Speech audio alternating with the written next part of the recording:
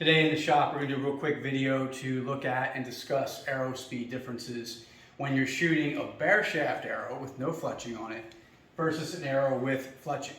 It was brought up in a comment in one of our videos that people sometimes will see a difference in speed, a drop off in speed when you're shooting a fletched arrow and trying to check what the chrono is on a bow or check what the IBO rating is on a bow. And they said the manufacturers will often shoot bare shaft. Maybe they always shoot bare shaft probably, because they get additional speed. And then they can add that to their rating and say, hey, we even have more speed. And I said, yeah, that sounds reasonable. They probably do that. But I thought you might lose maybe 1 to 2 foot per second. So I have 2 arrows that are really basically identical weight.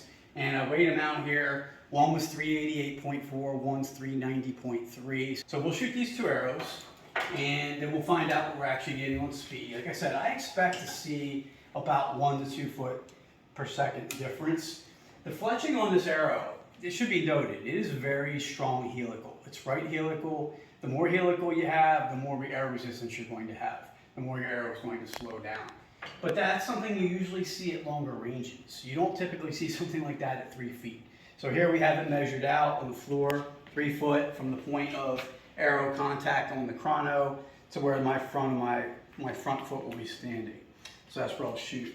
And I have here my Omen, PSC Omen, 70 pounds, 27-inch straw.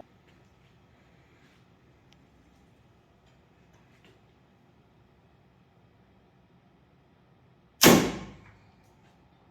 313, which is about where I would think it should come in at that weight. It's pretty fast. Now we'll shoot the other arrow. So the fletched arrow is 388. Now the difference in weight is really due to the fact that to get to this weight, what I had to do was use 125 grain point versus 150. My fletching is not quite 25 grains. So that's where the difference comes into play here. Now, if what's true is what has been told to me is true, this arrow should come in anywhere from 307, so if we're taking 6 off, or we're coming in as much as 305. So it should be from 305 to 307 if we're losing 6 to 8 feet per second. I think we lose 1 to 2.